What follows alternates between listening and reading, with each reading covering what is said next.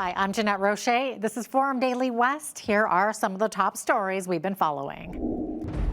It's deadline day for Liberal leadership candidates to throw their name in the hat to replace Justin Trudeau. Plus, neighbors are shocked when a body is found in a Lethbridge alley.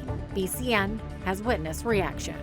And Southern Alberta experiences a rise in homeless encampments this winter compared to last year. We have the details.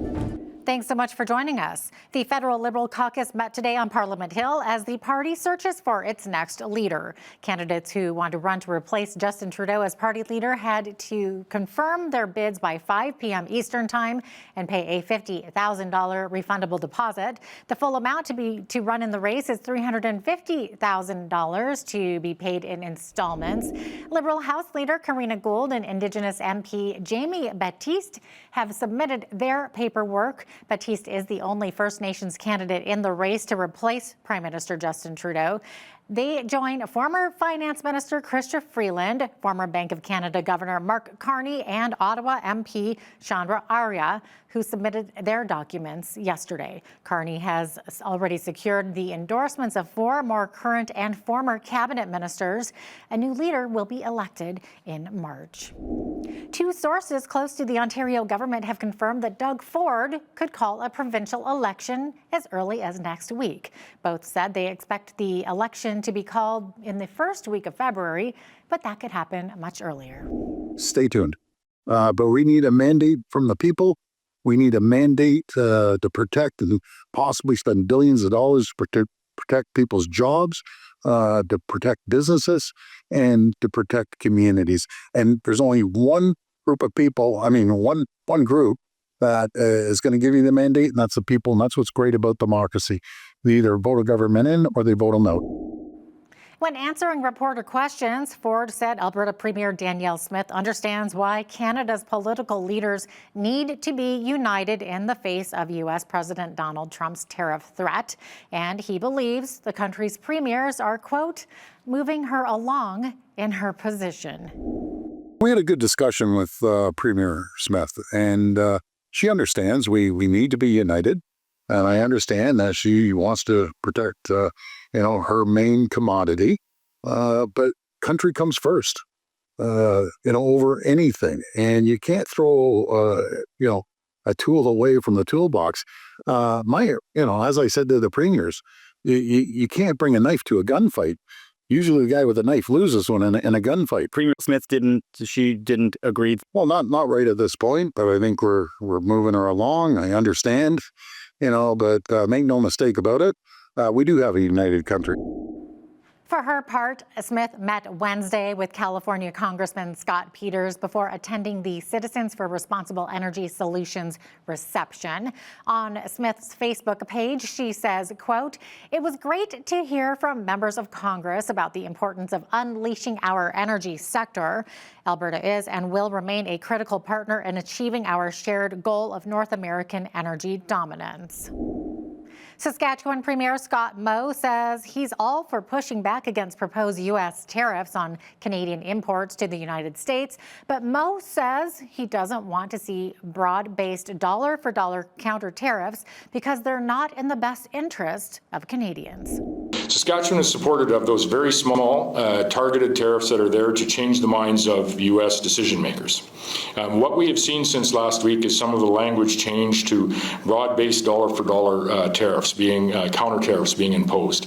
Saskatchewan's not in support of that. The broad-based counter tariffs are escalating. The entire conversation around tariffs will be hurtful to Canadians and will be hurtful to the entirety of North Americans and ultimately to that North American energy and food manufacturing security that we want to achieve. In other news, the Canadian Armed Forces is no longer automatically disqualifying applicants with certain medical conditions as it works to improve its numbers and grow the size of Canada's military. Chief of the Defence Staff, General Jenny Carignan, says the 4 medical conditions that will now be evaluated when people apply are attention deficit hyperactivity disorder, anxiety, asthma, and allergies. Before, immediately if you showed up with with some kind of allergy, you were immediately taken off of the, of the road, of the path of being a potential candidate. Nowadays, with the technology available to us, that might not be the case unless you have a very, very severe case of allergy that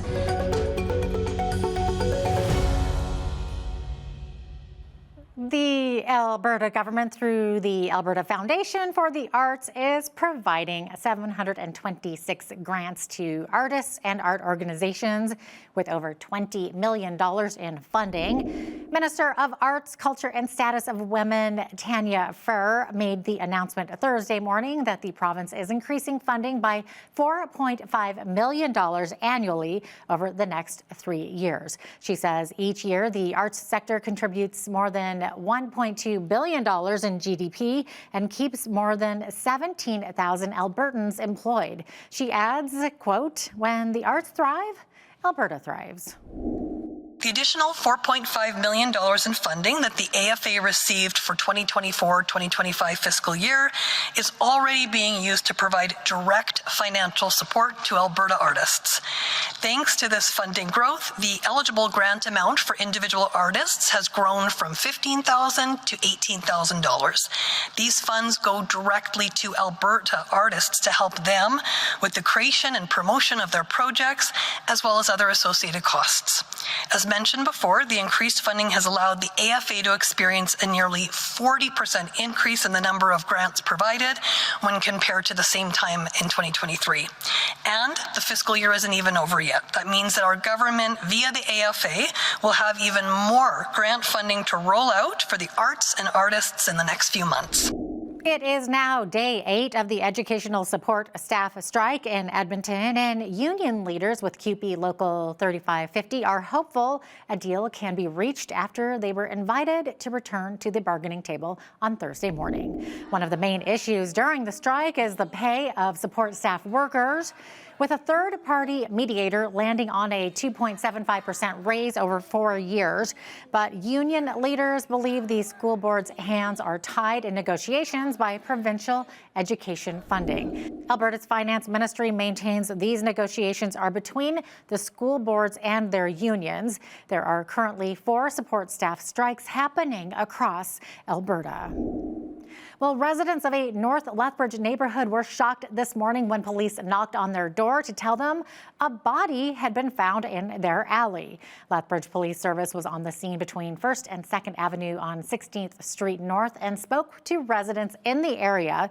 BCN was there to speak to witnesses who did not want to go on camera, but said police officers had knocked on their door to ask if they had noticed anything suspicious in the area overnight or in the previous days. Neighbors were also asked to avoid going to the location where the body was found while investigations are carried out. Well, as of Thursday afternoon, more than $90,000 has been raised in a GoFundMe in support of a Lethbridge family whose children were struck by a vehicle on their way to school on January 20th. The organizer of the fundraiser posted an update on social media saying one of the children has been released from hospital and is recovering with friends and family. Further injuries were discovered on another child, and she is scheduled for another MRI due to the findings. Doctors say she is facing a 6 to 12-month minimum recovery timeline, and the third child is receiving assistance from medical staff with sitting, standing, and walking. And in other news, Lethbridge police are seeking the public's assistance to identify this man in connection with a commercial robbery. On January 17th, just before 10 p.m., the man entered a convenience store along the 2700 block of 12th Avenue South, told the employees he was armed with a weapon, and demanded cash. An undisclosed amount was provided before he fled on foot. No one was injured. Anyone who recognizes that man is asked to call police at 403-328-4444 and reference the case number on your screen. Anonymous tips can also be submitted to Crime Stoppers. The city of Lethbridge is experiencing a rise in encampments this winter compared to around this time the year prior. The encampment response team presented a report to City Council this week that highlighted that 124 encampments were identified throughout November and December of 2024. That is a 195% increase from those months in 2023, which saw the team identify just 42 encampments. Most encampments locations have also seen a great shift near shelters. The encampment response team was established in early 2023. Since then, a large spike of encampments was found over summer of 2024, and November saw the highest number of confirmed sites since comparable data was tracked back in July of 2023. The good news in this report states the outreach team was successful in individuals willing to engage and saw outreach referrals rise to 60% from 41% previously.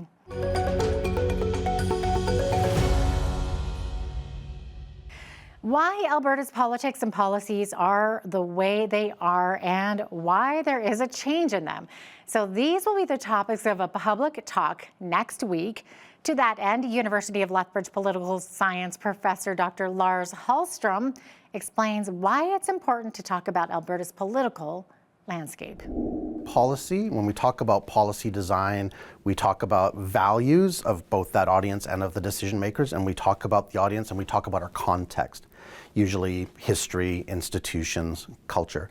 And so one of the very germane questions, given that it's in the news today about the coal mining on the eastern slopes, is how is it that if the Albertan public are not actually in support of that, there was significant uproar regarding the opening up of those exploration and related licenses, then what does that tell us about what politicians think is or is not a political risk? Which audiences are they speaking to? And in that context, as a specific example, there we have an industrial audience that is different from maybe the audience of the electorate and the voting public, i.e. public opinion in the province. The Public Professors Series talk will be held on Thursday, January 30th at the Sandman Signature Lethbridge Lodge at 7 p.m. Well, if you're a resident of Lethbridge, be ready to witness a surge in retail and commercial development this year. An investment market report by Avison Young shows that Lethbridge is prime for new investors needing to fill in user demand as the city is ready to increase inventory. BCN's Landon Hickok has that story. Experts at Avison Young Lethbridge say they forecast a significant growth in commercial development and market sentiment in the city beginning in 2025. After stagnation in development over recent years, the vice president of Avison Young Lethbridge, Jeremy Roden, says residents should be excited for new retail, industrial, and multifamily residential projects to begin construction soon, particularly in West Lethbridge, which holds a vacancy rate of less than 1%. Based on population, West Lethbridge is underdeveloped commercially. So as you can see, there's a couple projects that have gone up in the last 10 years or so, but nothing new. So what we're seeing at the crossings is what we're calling phase 2 of the retail development, which is another 9-acre development. And we'll see commencement start there spring of this year. It's just under service. You know, when there's more than 45,000 people living in an area of the city and not enough amenity to support it, or a lack of amenity to support it, the demand is there to move forward with more projects, and this is one that we're excited about. So we'll see that project commence this spring, this summer. Total vacancy in Lethbridge sits at just over 4%. With very high demand in the city with over 111,000 people, Roden lists the city's immediate needs that they're also working on bringing in the short-term future. We are in a position to see more multifamily development.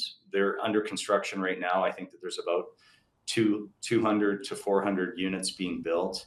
In the future, we'll see upwards of 500 more units being built over the course of the next 5, 6, 7 years. We've seen an increase in on the retail side in grocery store interest for our market. We're working on 3 different locations in the city of Lethbridge with new grocery interest.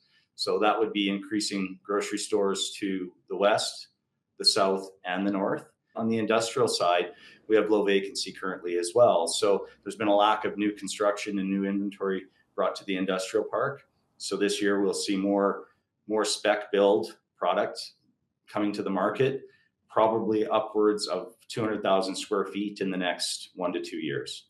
Unemployment rates, population growth, and GDP growth will continue to be factors in new projects over the coming years. But for now, the sheer demand in Lethbridge is turning the eyes of investors and new tenants here, especially with new city land purchases in 2024. We're poised nicely for a lot of exciting new projects upcoming in the next 1 to 3 years, I would say. It's been a few years longer than that the city of Lethbridge will see this much new development commence and go under construction in some time. So exciting times for Lethbridge. For Bridge City News, I'm Landon Hickok. A man in D.C., Newton County, Georgia, used a flamethrower to help clear the streets in front of his house.